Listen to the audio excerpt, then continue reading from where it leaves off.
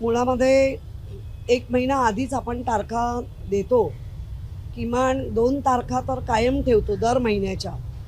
परंतु आता असं लक्षात येत आहे, भारतीय जनता पार्टीचा कार्यक्रम असला की महापौर डायरेक्ट तारखा बदलून मोकळे होतात. म्हणजे इथे पक्ष वाढवायचे आहे, मुंबईचं काय काम असेल तर आम्हाला त्याच्याशी देणं घेणं नाही, अशा पद्धतीने या महापालिकेत कारभार चाललाय. म्हणजे आज खरं सभागृह असणार होतं, ते काल संध्याकाळी कळतंय की सभागृह नाही आहे म्हणून. आणि एम एच डिपार्टमेंट म्हणजे त्यांनी एम एच डिपार्टमेंटनी स्वतःचं अस्तित्वच ठेवलं नाही आहे, अगदी फार गुलाम झाल्यासारखे वागतंय. त्यामुळे अशा गोष्टीचा मी निषेध करते. कारण जेव्हा तारखा ठरतात तर शहरातल्या काही गोष्टी असतात की ज्याच्यामध्ये हरकतीचे मुद्दे घ्यायचे असतात, कुठे निवेदन द्यायचं असतं, कुठे सूचना करायच्या असतं आणि मग नेहमीचं कामकाज करायचं असतं. पण महापौरांचा जो कारभार चालला आहे, मन मानेल तसं कधी वाटेल तेव्हा तारखा देऊन मोकळ्या होतात. आणि सगळे नगरसेवक म्हणजे त्यांचेही आणि आमचेही, त्यांचे होतात की नाही मला माहिती नाही, पण आपल्या सगळ्या नगरसेवक डिस्टर्ब होतात. तयारी केलेली असते, पूर्ण डिस्टर्ब होऊन जातात. आणि मग प्रश्न पडतो की हा मुंबईच्या महापौरांना नगरसेवकांना डिस्टर्ब करून पक्षीय राजकारण करायचं आहे का?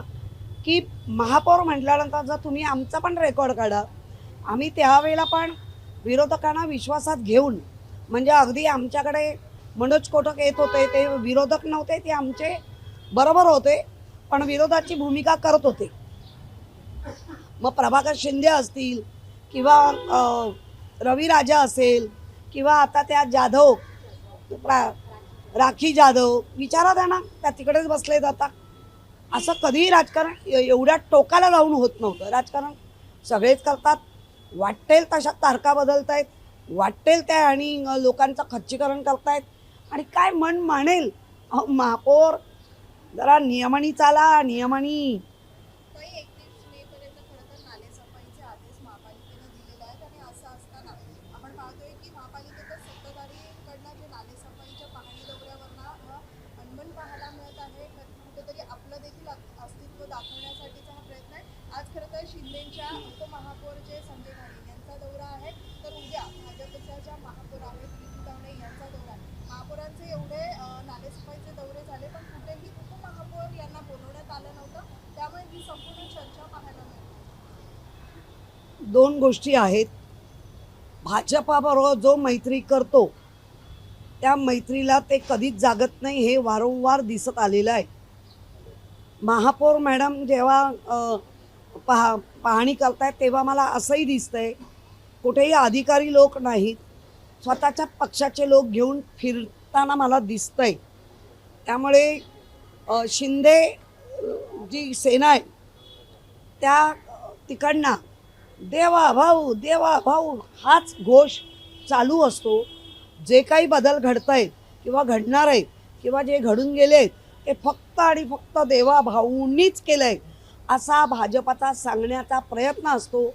त्यामुळे शिंदे सेनेला कुठलाही महापालिकेत म्हणजे काय म्हणतात ना, विश्वासात घेतलं जातं असं मलाही दिसत नाही आहे. कारण काही झालं तरी एकेकाळी शिंदे सेना आणि आम्ही एकत्र काम केलेलं आहे. त्यामुळे त्यांच्या चेहऱ्यावरचे भाव किंवा त्यांची कुजबूज हे आम्हालाही कळते. आणि त्यामुळे शिंदे सेनेमध्ये निश्चित ती नाराजी आहे. अनेकदा त्यांच्या गोष्टी पाडण्यासाठी पण प्रयत्न झालेले आहेत आणि त्यांना विश्वासात घेत नाही आहेत, हे पक्का आहे. पण तो त्यांचा प्रश्न असल्यामुळे आम्ही एक करत नाही आहे. शिंदे सेना पण त्यांना विचारत नाही महापौरांना की तुम्ही अशा तारखा का बदलता सारख्या. मुंबईकरांचं काम करायचं आहे आणि मुंबईकरांसाठी करायचं आहे तर मनमानी कारभार महापौरांचा शिंदे सेनासुद्धा का चालवून घेते, हा पण मला प्रश्न आहे. काही मुंबईमध्ये मच्छीमारांचा प्रश्न उपस्थित झाला आहे. मुंबईत मासे कापायचे नाही, विशेष म्हणजे वाकोल्या भागात असं सांगण्यात आलं होतं त्या मासेमारांना. आता महापौर तावडे या तिथे गेले आहेत, त्यांनी पाहणी केली आणि त्यांनी असा आरोप केला आहे की शिवसेना उद्धव ठाकरे पक्षाने काही कोळी महिलांना हातात घेऊन अफवा पसरवण्याचं काम केलं आहे. तुम्ही नुसतं वायफळ बडबड करू नका. फार झालं तुमचं. एकतर तुमच्याकडे ठोस पुरावा असेल तर त्या कोळी महिलांना विचारा, त्या एकतर त्या डेअरिंगबाज असतात, आद्य कोळी मुंबईकर आहेत, त्यामुळे नको त्या कुरघड्यात करू नका, त्या झेपणाऱ्या नाहीत तुम्हाला. आणि कोळी महिला कोणाच्याही आधारावर चालत नाहीत, त्या पूर्णतः कोळी बांधव आगरी हे सगळे सक्षम आहेत, त्यांना आधाराची तुमच्या तर अजिबात गरज नाही. आणि आमच्यामध्ये अनेक नगरसेवक आहेत जे कोळी बांधव आहेत, त्यामुळे अशा घाणेड्या फुटकळ गोष्टी आम्ही कधीही करत नाही. आणि आम्ही कोणाला हाताशी धरून, कारण आम्ही पण आमच्यात पण गट्स आहेत, त्यामुळे उगाचच काय पण बोलायचं आणि मायलेज घेण्याचा प्रयत्न महापौरताई जरा थांबवा. फारच उथळ होतं आहे हे सगळं, एवढं उथळपणा बरा नव्हे. आणि कोळी महिलांवर जर तुम्ही आता बोललात तर तुम्हाला सिद्ध करावं लागेल. वाटेल ते आरोप आम्ही पण नाही सहन करणार.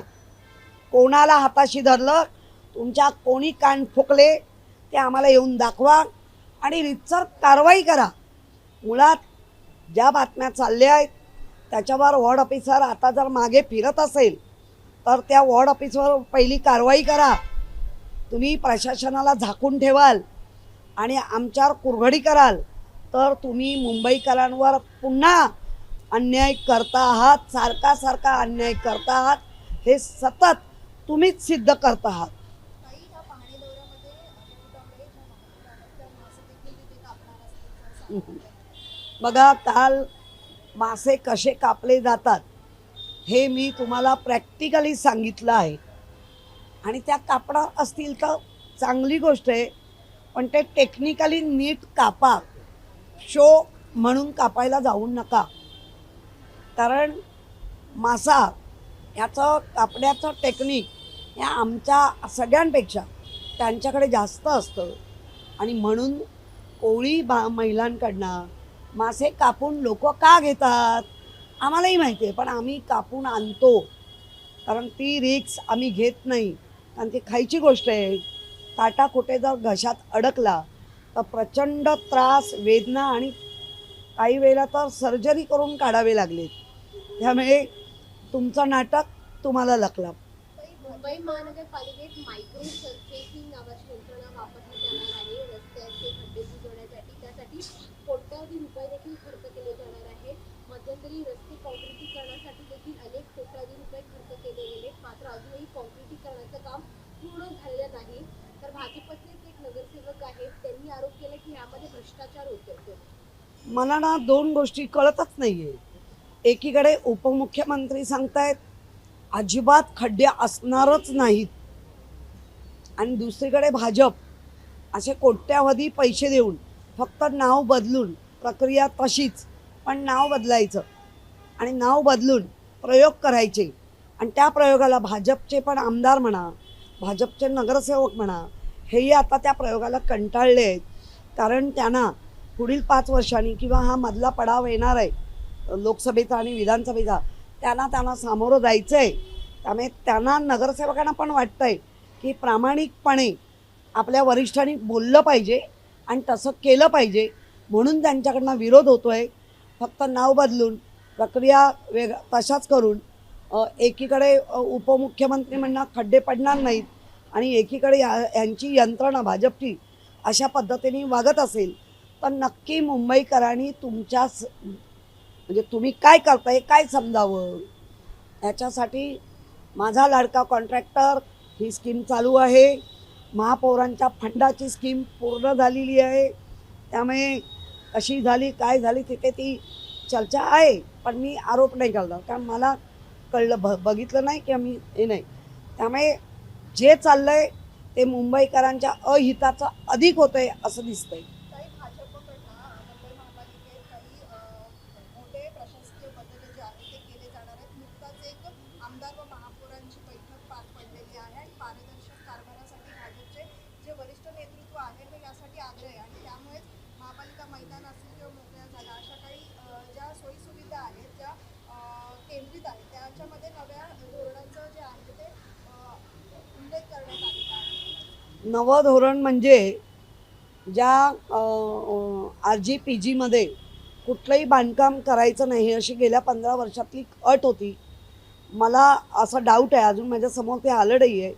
ती अट काढण्याचा प्रयत्न आहे, जेणेकरून लोढांसारखे अनेक संस्थानिक जे आज मुंबई गिळायलाच बसले त्यांना त्या मैदानामध्ये कब्जा करायला मिळेल आणि तो कब्जा अधिकृत करून घ्यायची हा जो साजिश आहे, ही साजिश त्यांची चालली आहे. 15% बांधकाम करायला द्या असं मला ऐकायला येतं आहे, पण ह्याला कडाडून विरोध होईल. कारण RGPGमध्ये आता कुठलंच बांधकाम असता कामा नये. मुंबईकरांना मोकळा श्वास त्या निमित्ताने का होईना मिळतो आहे, तो त्यांचा श्वास गुदमारून टाकता कामा नये. कारण गेल्या 15 वर्षापूर्वी हे 15 वर्ष हे नियम आम्ही पाळले. त्यामुळे मला वाटतं RGPGमध्ये कुठलंच बांधकाम असता कामा नये. नवीन बदल करून आणला तर विरोध करू. तुमच्या कार्यकाळामध्ये जे धोरण होते त्याच्यामध्ये देखील मोठ्या प्रमाणात बदल करण्याचा सूर देखील या बैठकीत पाहायला मिळाला. नाही, आमच्या काळामधला धोरण हेच होतं की RGPG किंवा जे मोकळ्या पेस या कुठल्याही बांधकामांनी बाधित करू नका. ते लोकांसाठी मोकळ्या ठेवा. कारण 15 वर्षापूर्वी फुटपाथवर पण बांधकामं करायला दिली जात होती. मला आठवतं एक आयुक्त नलिन अक्षन साहेब यांच्या याच्यामध्ये बरेच फुटपाथवर व्यायामशाळा झाल्या वगैरे, पण तेव्हाच उद्धवजींनी पुढाकार घेऊन आयुक्तांना निर्देश देऊन की बाबा फुटपाथ किंवा मोकळ्या जागा इथे कुठलंही बांधकाम करायला देऊ नका. आणि तो नियम गेली आत्ता ह्या दिवसापर्यंत आपण पाळलेला आहे. एक अशी पण चर्चा झाली जर निधी कमी पडलास तर या प्रसंगी PPP तत्वाचाही यामध्ये अवलंब करण्यात येणार आहे.